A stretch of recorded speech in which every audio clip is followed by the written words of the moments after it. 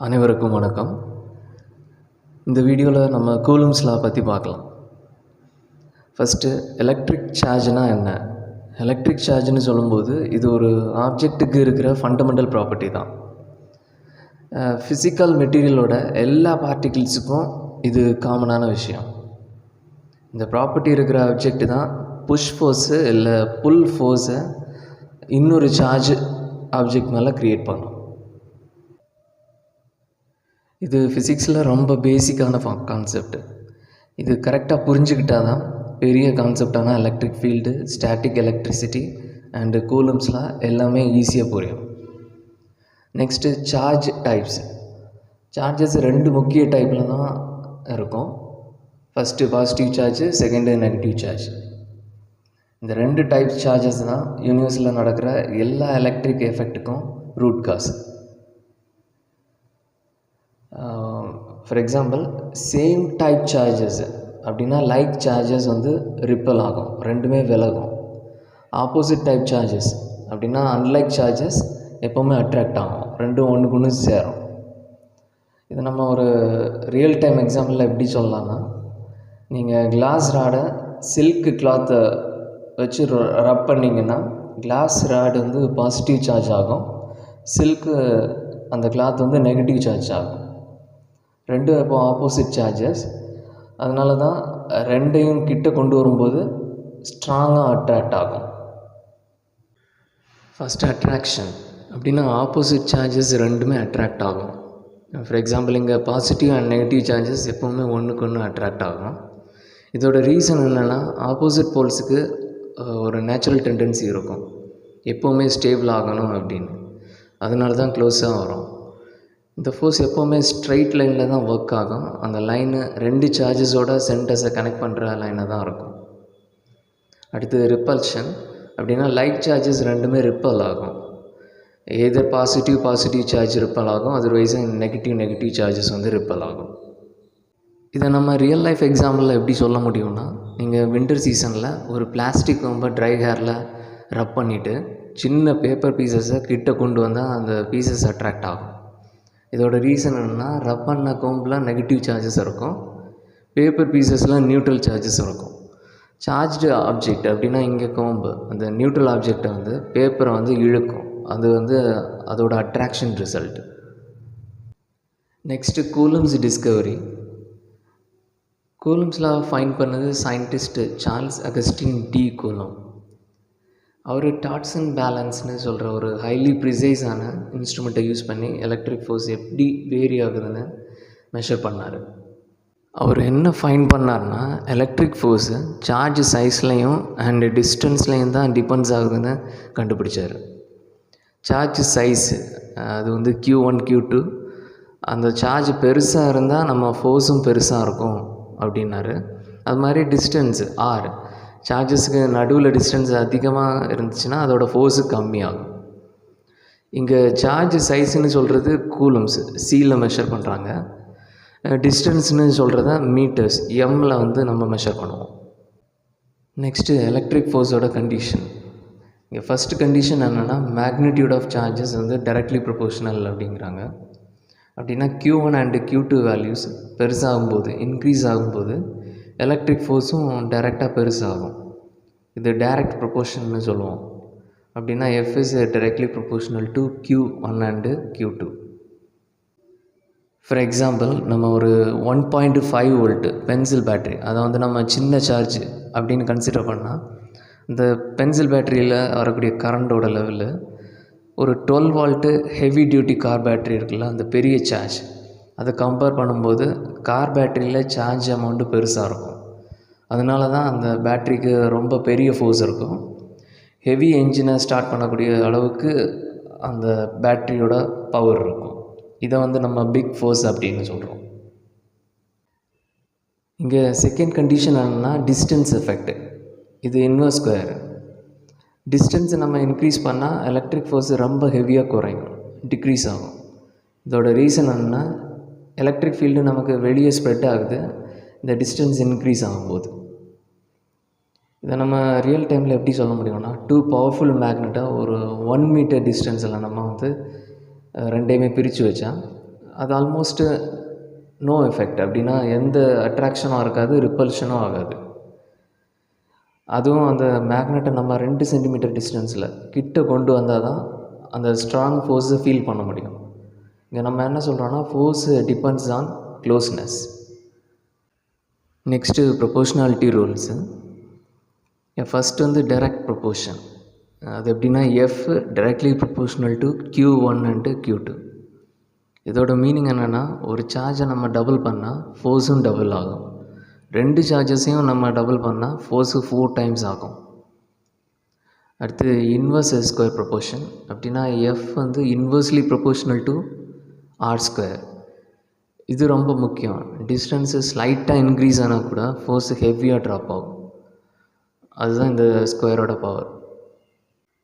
For example, நம்ம distance 1 மீட்டர்னு assign பண்ணால் force 1 metre drop ஆகும்.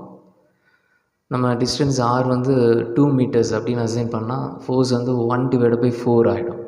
அப்படின்னா டிஸ்டன்ஸு டபுள் ஆகும், ஃபோர்ஸு 4 டைம்ஸு ட்ராப் ஆகும். நம்ம டிஸ்டன்ஸ் R வந்து 3 டைம்ஸு எடுத்துக்கிட்டோன்னா அதோட ஃபோர்ஸ் வந்து 1/9 ஆகிடும். அப்படின்னா டிஸ்டன்ஸு ட்ரிபிள் ஆகும், ஃபோர்ஸு 9 டைம்ஸு ட்ராப் ஆகிடும். இதை வந்து நம்ம ரியல் லைஃப் எக்ஸாம்பிள் எப்படி சொல்ல முடியும்னா, இந்த டார்ச் லைட்டை கிட்ட வச்சா பிரைட்னஸ்ஸு அதிகமாக இருக்கும். டிஸ்டன்ஸு 3 டைம்ஸ் இன்க்ரீஸ் பண்ணால் லைட்டோட இன்டென்சிட்டி 9 டைம்ஸ் வந்து குறைஞ்சிரும். எலக்ட்ரிக் ஃபோர்ஸும் இதே மாதிரி தான். Next coulomb's law formula. Coulomb's லாவோட கம்ப்ளீட் ஃபார்முலா எல்லா ஃபேக்டர்ஸையும் சேர்த்து F equals K into Q1 Q2/R². இங்கே F வந்து எலக்ட்ரிக் ஃபோர்ஸ், நியூட்டனில் நம்ம வந்து மெஷர் பண்ணுவோம். Q1 அண்டு Q2 வந்து ரெண்டுமே சார்ஜஸ், கூலும்ஸில் மெஷர் பண்ணுவோம். R வந்து சார்ஜஸுக்கு நடுவில் இருக்கிற டிஸ்டன்ஸு, அதை வந்து நம்ம மீட்டர்ஸில் மெஷர் பண்ணுவோம். K constant, coulomb constant, that is a proportionality constant. இன்னும் சிம்பிளாக சொல்லணும்னா, சார்ஜஸ் பெருசாக இருந்தால் மல்டிப்ளிகேஷன் ஃபேக்டர் ஆகும். அப்படின்னா multiplication of Q1 and Q2. இது சார்ஜ் பெருசாகும், நம்மளோட ஃபோர்ஸு ஸ்ட்ராங்காக இருக்கும். டிஸ்டன்ஸ் அதிகமாக இருந்துச்சுன்னா, இன்கேஸ் டிஸ்டன்ஸ் அதிகமாக இருந்துச்சுன்னா டிவிஷன் பை ஸ்கொயர். அப்படின்னா R² பெருசாக வரும், ஃபோர்ஸ் ரொம்ப வீக் ஆகும். நெக்ஸ்ட்டு கூலும் கான்ஸ்டன்ட் Kவோட ரோல். கூலும் கான்ஸ்டன்ட் Kவோட வேல்யூ மீடியமை டிபெண்ட் பண்ணி தான், மீடியத்தை பொறுத்து தான் அதோட வேல்யூ அமையும். அப்படின்னா வேக்யூம் அதர்வைஸ் ஏரில் இதோட fixed value K equals 9 × 10⁹ newton metre square per coulomb square. இது ஒரு ரொம்ப பெரிய வேல்யூ. அதனால தான் எலக்ட்ரிக் ஃபோர்ஸ் ரொம்ப பவர்ஃபுல்லான ஃபோர்ஸாக இருக்குது.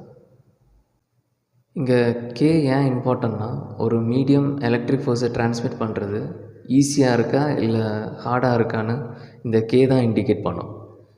ஃபார் எக்ஸாம்பிள், நம்ம ரியல் லைஃப்பில் வந்து radio signal otherwise cellphone signal எப்படி ட்ராவல் ஆகுதுன்னு பார்ப்போம். ஏரில் இதோட ஃபோர்ஸு, அந்த சிக்னல் ஸ்ட்ரென்த்து ஈஸியாக ட்ராவல் ஆகும். வாட்டரில் பார்த்திங்கன்னா இதோட ஃபோர்ஸு வீக் ஆகும், சிக்னல் கரெக்டாக கிடைக்காது. அடுத்து இந்த சாலிட் கான்க்ரீட் வால்குள்ளே நம்ம பார்த்திங்கன்னா ரொம்ப வீக் ஆகும். ஸோ Kன்னு சொல்கிறது ஒரு மீடியமோட efficiency value for electric force. Next inverse square law. இந்த இன்வர்ஸ் ஸ்கொயர் லா ஃபிசிக்ஸில் ஒரு யூனிவர்சல் ரூல். இது லைட்டு, சவுண்டு, கிராவிட்டி, ரேடியேஷன் எல்லாமே இதை தான் ஃபாலோ பண்ணும். நம்ம ஏன் இந்த இன்வர்ஸ் ஸ்கொயர் லா பார்க்குறோம், என்ன ரீசன்? டிஸ்டன்ஸு டபுள் பண்ணால் நமக்கு ஃபோர்ஸு டபுள் ட்ராப் ஆகுது. அதோட ஸ்கொயர் எஃபெக்ட்னால 4 டைம்ஸே ட்ராப் ஆகும். இதோட காரணம் ஃபோர்ஸோட இன்ஃப்ளூயன்ஸு ஒரு ஸ்பியரோட சர்ஃபேஸ் ஏரியா மேலே தான் ஸ்ப்ரெட் ஆகுது.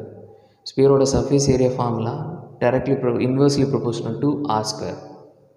அதனால தான் டிஸ்டன்ஸ் R இன்க்ரீஸ் ஆகும்போது ஃபோர்ஸு R² இன்வர்ஸாக குறையும். இந்த இன்வர்ஸ் ஸ்கொயர் லாவை நம்ம ரியல் லைஃப்பில் எங்கே பார்க்க முடியும்னா, ஃபார் எக்ஸாம்பிள், நம்ம வைஃபை ரூட்டர்கிட்ட நின்றுட்டு இருக்கும்போது அதோட சிக்னல் ஃபுல் பாரில் இருக்கும். அதுவும் கிச்சனை தாண்டி 2 ரூமுக்கு அப்புறம் போனால் உடனே சிக்னல் ரொம்ப வீக் ஆகுது. இதுதான் R² எஃபெக்ட். டிஸ்டன்ஸ் நம்ம கொஞ்சம் இன்க்ரீஸ் ஆனாலும் சிக்னல் ஸ்ட்ரென்த்து ரொம்ப ஃபாஸ்ட்டாக ட்ராப் ஆகும். அதனால தான் பஃபரிங் ஆகும். Next vector form. Electric force vector குவான்டிட்டியை பேஸ் பண்ணி தான் நம்ம மெஷர் பண்ணுறோம். வெக்டார்னு சொல்கிறது அது டைரக்ஷனும் ப்ளஸ் மேக்னிட்யூடும் கம்பைண்டாக இருக்கும். இங்கே நியூட்டன்ஸ் தேர்ட் லாவோட ஆக்ஷன் ரியாக்ஷனை பேஸ் பண்ணி நம்ம எழுதுகிறோம். Q1 சார்ஜ் Q2 மேலே ஒரு ஃபோர்ஸ் கொடுக்கும், அதை நம்ம லெட்டர் F12 அப்படின்னு ரெப்ரசன்ட் பண்ணுறோம். சிமிலர்லி Q2 சார்ஜ் Q1 மேலே ஒரு ஃபோர்ஸு கொடுக்குது, அந்த ஃபோர்ஸை நம்ம F21ன்னு ரெப்ரசன்ட் பண்ணுறோம். இந்த ரெண்டு ஃபோர்ஸும் சேம் மேக்னிட்யூட் அப்படின்னா சேம் ஸ்ட்ரென்த்தில் தான் இருக்கும், பட் ஆப்போசிட் டைரக்ஷனில் இருக்கும். அது நம்ம எப்படி எழுதுகிறோன்னா F12 which equals minus F21. இதை நம்ம ரியல் லைஃப்பில் எங்கே மேட்ச் பண்ணலான்னா, நீங்கள் வாலை புஷ் பண்ணும்போது அது ஒரு ஆக்ஷன், வாலும் உங்களை பேக்கில் புஷ் பண்ணால் அது வந்து ரியாக்ஷன். இந்த சேம் லாஜிக் தான் நம்ம சார்ஜஸுக்கும் அப்ளை பண்ணுறோம். இந்த சார்ஜ் Q1 Q2 தள்ளும்போது Q2வும் Q1 வந்து அதே சேம் ஸ்ட்ரென்த்தில் தள்ளும். ஃபோர்ஸ் ஆல்வேஸ் மியூச்சுவலி ஒர்க் ஆகும். இது ரெண்டுமே சைட் பை சைடு ஒர்க் ஆகுது. ஃபைனலாக ஒரு நியூமெரிக்கல் எக்ஸாம்பிள் நம்ம பார்ப்போம். இது எப்படி ஒர்க் ஆகுதுன்னு ஒரு சிம்பிள் கால்குலேஷன் பார்ப்போம். இங்கே given data the charge Q1 equal to 3 × 10⁻⁻6 coulomb. இது ஒரு மைக்ரோ கூலும் சார்ஜ். சிமிலர்லி Q2வும் ஒரு micro coulomb, that is 5 × 10⁻⁻6 coulomb. இங்கே distance R equal to 0.02 metre. இது ரொம்ப சின்ன distance 2 centimetre. And K equal to constant 9 × 10⁻9 newton metre square per coulomb square. இங்கே formula நம்ம யூஸ் பண்ணுறோம், F equal to K × Q1 Q2 divide by R square. இந்த final calculation F which is equal to 9 × 10⁻9 that is into 3 × 10⁻⁻6 into 5 × 10⁻⁻6 the whole divided by 0.02 the whole square. இப்போ final result எப்படி இருக்குன்னா force F is equal to 337.5 Newton's. இதுலேருந்து நம்ம என்ன புரிஞ்சுக்கிறோன்னா, ரொம்ப சின்ன சார்ஜஸுக்கு கூட ரொம்ப சின்ன டிஸ்டன்ஸில் அப்படின்னா 2 சென்டிமீட்டர் இருக்கும்போது ஃபோர்ஸ் ரொம்ப ஹையாக இருக்குது. இது 337.5 நியூட்டன்ஸ் வரைக்கும் வருது. இதை ரஃபாக நம்ம கேல்குலேட் பண்ணோன்னா 34 கிலோகிராம்ஸ் வெயிட்டோட ஃபோர்ஸுக்கு சமமாக இருக்கும். இதை நம்ம ரியல் லைஃப்பில் எங்கே மேட்ச் பண்ணலான்னா, நம்ம ஒரு மெட்டல் டோர் நாபை டச் பண்ணும்போது சின்ன எலக்ட்ரிக் ஷாக்கு ஃபீல் பண்ணுவோம். அது வந்து ஸ்டாட்டிக் எலக்ட்ரிசிட்டி. இதோட ரீசன் என்னென்னா, ஹேண்டில் இருக்கிற எலக்ட்ரான்ஸு நாபுக்கு ரொம்ப க்ளோஸ் டிஸ்டன்ஸில் அப்படின்னா மைக்ரோமீட்டர் டிஸ்டன்ஸில் க்ராஸ் பண்ணும்போது டிஸ்டன்ஸ் ரொம்ப கம்மியாகிறதால ஃபோர்ஸு சடனாக ரொம்ப ஸ்ட்ராங் ஆகுது. டிஸ்டன்ஸு கம்மினா ஃபோர்ஸ் ஜாஸ்தி ஆகும். இதுதான் இந்த கூலம்ஸ் லாஸோட தியரி. அனைவருக்கும் நன்றி.